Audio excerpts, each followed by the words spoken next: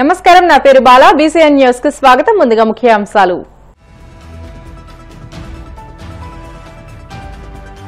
తుఫాను కారణంగా నష్టపోయిన రైతులను పరామర్శించిన మంత్రి నాదెండ్ల. రైతులను అన్ని విధాలా ఆదుకుంటామని, ఎవరూ ఆందోళన చెందవద్దని భరోసా.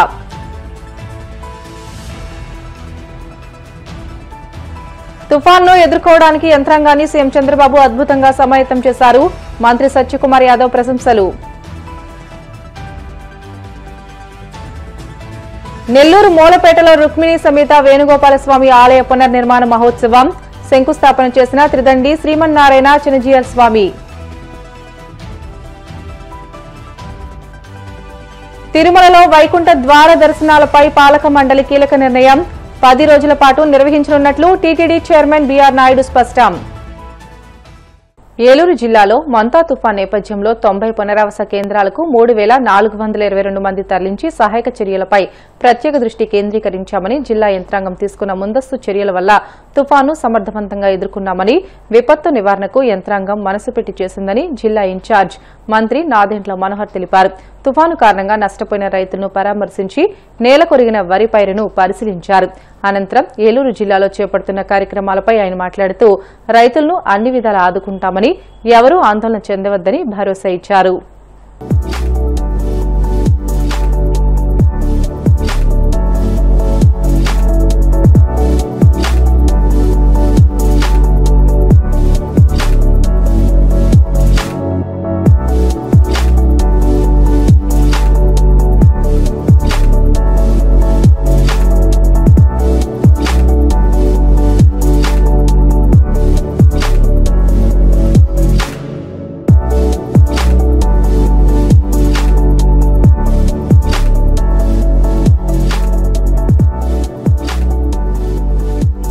తుఫాను ఎదుర్కోవడానికి యంత్రాంగాన్ని సీఎం చంద్రబాబు అద్భుతంగా సమాయత్తం చేశారని మంత్రి సత్యకుమార్ యాదవ్ అన్నారు.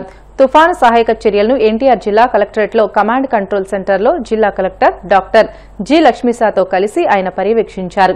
ఈ సందర్భంగా మంత్రి మాట్లాడుతూ ముఖ్యమంత్రి యంత్రాంగానికి దిశానిర్దేశం చేసి అన్ని విధాలుగా సంసిద్ధుల్ని చేశారని చెప్పారు. ఆ సన్నద్దత కారణంగానే తుఫాను సమర్థవంతంగా ఎదుర్కొని ఆస్తి ప్రాణ నష్టాలను నివారించగలిగామని చెప్పారు. బొడమేరు, ప్రకాశం బ్యారేజీల్లో ఇన్ఫ్లో తక్కువగానే ఉందని చెప్పారు. వ్యాధులు ప్రబలకుండా అన్ని చర్యలు చేపట్టామని అన్నారు.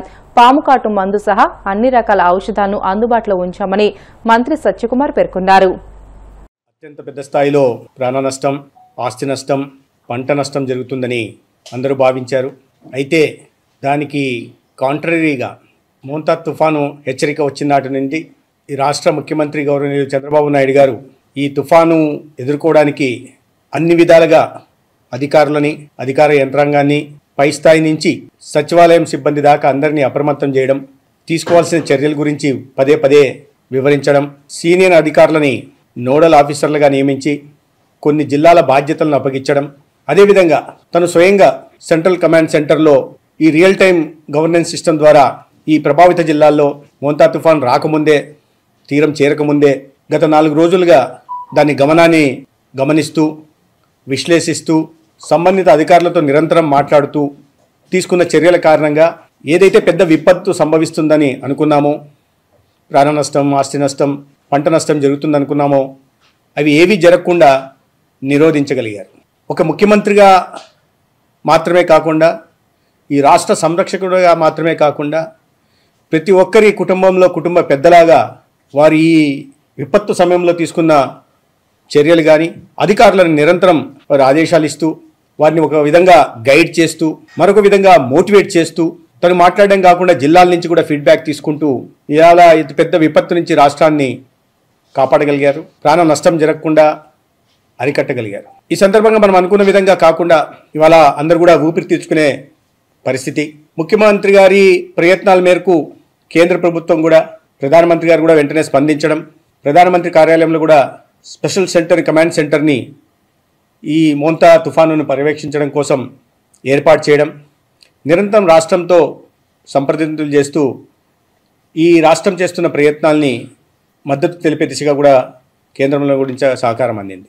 ఈ నేపథ్యంలో జిల్లాల వారీగా రియల్ టైం గవర్నెన్స్లో సమీక్ష చేస్తూ ఏ జిల్లాలో, ఏ ప్రాంతంలో, ఏ మండలంలో ఎక్కడెక్కడ ఎంత వర్షపాతం నమోదవుతుంది, తద్వారా ఏ రకంగా ముంపు గురి కాకుండా కాపాడుకోవచ్చని ముఖ్యమంత్రి గారు నిజంగా ఈ let the team from the front అని చెప్పచ్చు. అంటే టీంని గైడ్ చేయడమే, మోటివేషన్ చేయడమే కాకుండా ఒక నాయకుడిగా ముందుండి ఈ విపత్తు నుంచి రాష్ట్రాన్ని కాపాడారు. ఈ మొత్తం మీద చూస్తే ఈ దీంట్లో ఇదిగా చేయడం వల్ల 17 జ్వరం కేసులు, 2 రాష్ట్ర వ్యాప్తంగా 2 దగ్గు కేసులు, 4 మలేరియా కేసులు, ఇట్లా చిన్న చిన్న కేసులు మాత్రమే రాగలిగాయి. ఎందుకంటే మొదట ఒక 4 డాగ్ బైట్ కేసెస్ కూడా వచ్చాయి.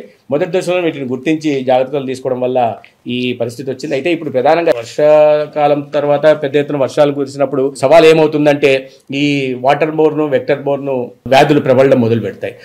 దోమకాటు కారణంగా కానీ, లేదా కలుషితమైన నీరు తాగడం వల్ల కానీ డయేరియా కేసులు కానీ, లేదా దోమకాటు కారణంగా మలేరియా, చికెన్ గున్యా, డెంగ్యూ లాంటి వ్యాధులు కూడా ప్రబలే అవకాశం ఉంది. కాబట్టి వాటి నివారణకు కూడా చర్యలు తీసుకుంటున్నాం. దోమతెరల దగ్గర నుంచి, సరఫరా దగ్గర నుంచి ఇతరత్ర కార్యక్రమాలు కూడా జాగ్రత్తలు తీసుకునే ప్రయత్నం చేస్తున్నాం. అదే సందర్భంలో ప్రభుత్వం తీసుకోవాల్సిన జాగ్రత్తలన్నీ తీసుకుంటుంది. కానీ ఈ ప్రభావిత జిల్లాల్లో నీరు నిల్వ ఉన్న చోట కానీ, లేదా ఇతర ప్రాంతాల్లో కానీ, మున్సిపాలిటీల్లో కానీ ఈ శానిటేషన్ విషయంలో కానీ లైన్ డిపార్ట్మెంట్తో మేము నిరంతరం సమన్వయం చేసుకుంటున్నాం. అయినప్పటికీ కూడా ప్రజలు కూడా ఈ సందర్భంలో కాస్త ఈ పరిశుభ్రత, వ్యక్తిగత పరిశుభ్రత కానీ, లేదా పరిసరాల పరిశుభ్రత కానీ, మరి ప్రధానంగా కాచి వడబోసిన నీరు తాగడం వల్ల వీటి కాస్త కలుషితమైన వాటర్ బోర్న్ డిసీజెస్కి దూరంగా ఉండడానికి అవకాశం ఉంది. కాబట్టి రాష్ట్ర ప్రజల్ని ఒకవైపు ముఖ్యమంత్రి గారు తన కుటుంబ పెద్దగా తీసుకోవాల్సిన జాగ్రత్తలను తీసుకొచ్చి చాలా సమర్థవంతంగా దీన్ని ఎదుర్కోగలిగారు. అదే సమయంలో అన్ని శాఖలు కూడా సమన్వయం చేసుకుంటూ, జిల్లా కలెక్టర్తో మాట్లాడుతూ, గంటకోసారి సమీక్ష చేస్తూ, కేవలం తను చెప్పడమే కాకుండా జిల్లాల నుంచి ఫీడ్బ్యాక్ తీసుకుంటూ, దానికి కావాల్సిన సలహాలని, సూచనల్ని అక్కడికక్కడే చేస్తూ ఇవాళ ముందుండి ఒక నాయకుడిలాగా నడిపిన కారణంగా మనం మోంతాను ఎదుర్కోగలిగాం. మోంతా తర్వాత వచ్చే పరిణామాలను కూడా ఎదుర్కోవడానికి సిద్ధంగా ఉన్నాం. అదేవిధంగా ప్రజల సహకారం కూడా దేశంలో తెలుగు వారికి ఉన్న చరిత్ర మరెవరికీ లేదని త్రిదండి శ్రీమన్నారాయణ చినజీయర్ స్వామి వెల్లడించారు. నెల్లూరు మూలపేటలో రుక్మిణీ సమేత వేణుగోపాల స్వామి ఆలయ పునర్నిర్మాణ శంకుస్థాపన మహోత్సవం ఆయన చేతుల మీదుగా జరిగింది. ఈ సందర్భంగా ఆయన మాట్లాడుతూ ఆహారం, ఆహార్యం, ఆచార వ్యవహారాల్లో తెలుగువారి చరిత్ర ఎంతో గొప్పదని అన్నారు. తమిళనాడులోని శ్రీరంగం, మదురైలోని పురాతన ఆలయాల్లో ఇప్పటికీ తెలుగు లిపి కనిపిస్తుందని అన్నారు. తెలుగువారి చరిత్రకు ఆలయాలే మూలాధారమని అన్నారు. రేపటి తరానికి వీటి వైభవాన్ని తెలియజేస్తూ భద్రంగా అందించాలని పేర్కొన్నారు. రాష్ట్రంలోని 27,000 ఆలయాల సంరక్షణకు చర్యలు తీసుకుంటామని మంత్రి ఆనం ప్రకటించారు. ఇందుకు 17 కోట్లు ప్రభుత్వం కేటాయించిందని అన్నారు.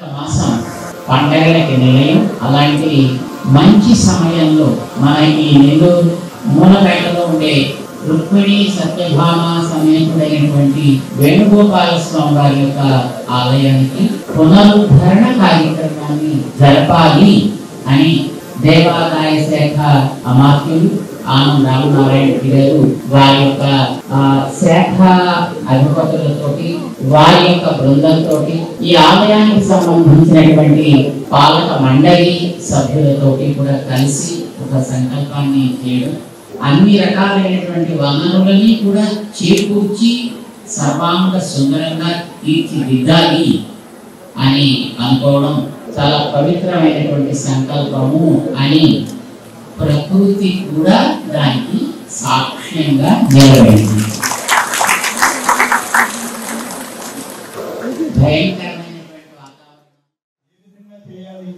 అత్యంత పురాతనమైనటువంటి ఆలయం రుక్మిణి సత్యభామ శ్రీ వేణుగోపాల స్వామి ఆలయం. ఎందరో పెద్దలు దీన్ని నిర్వహించాలని చేశారు, పాలక మండలిలో ముందుకు సాగారు.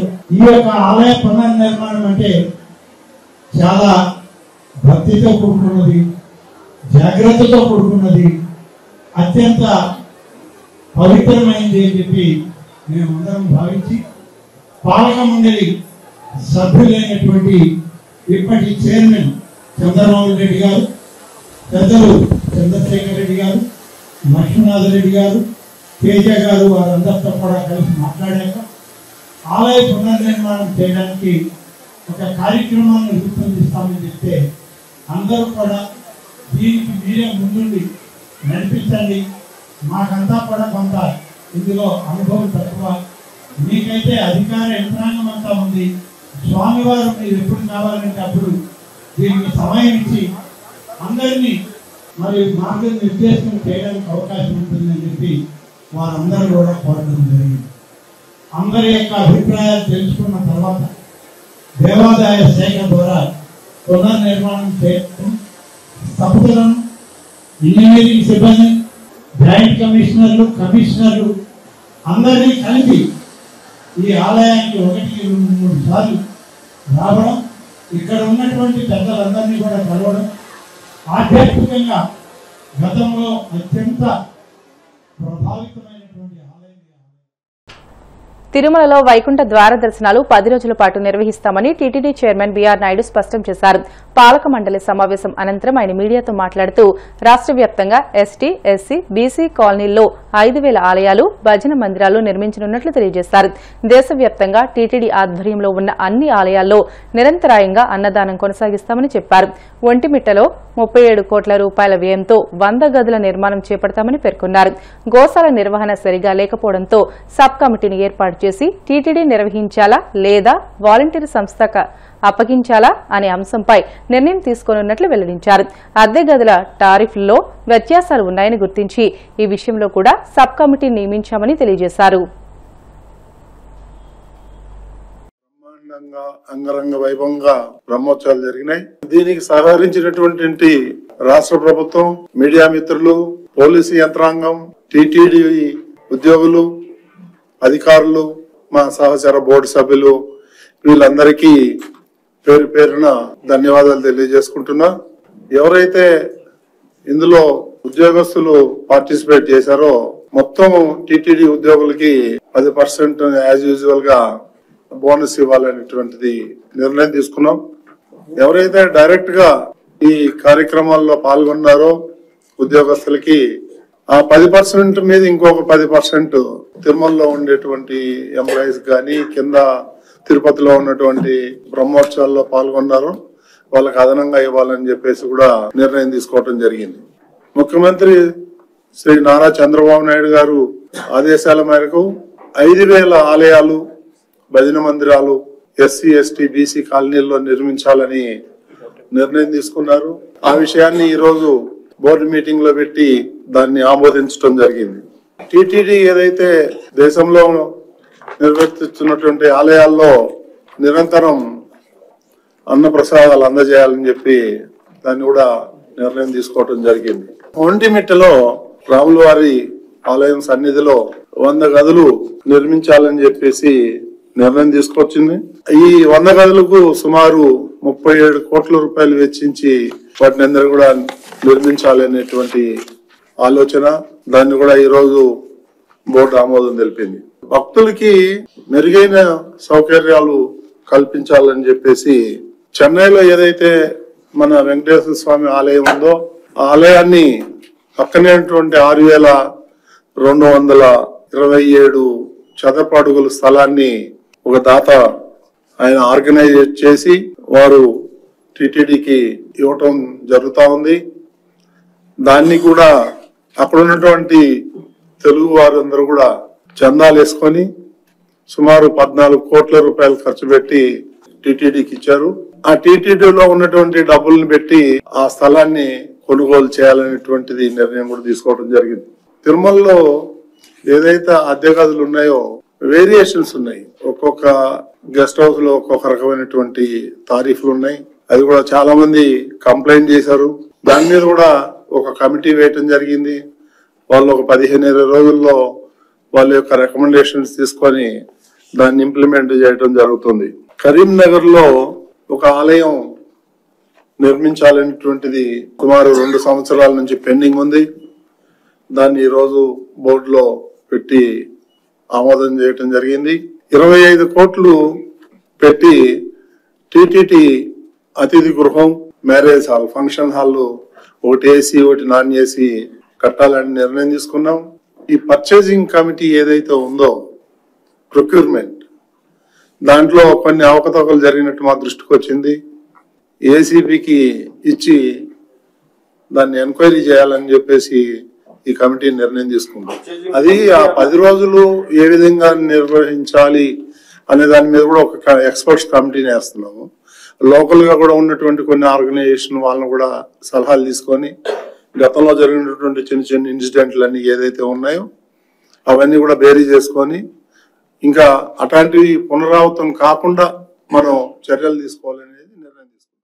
బ్రిటన్ షార్ట్ బ్రేక్ తీసుకుందాం. Stay with us.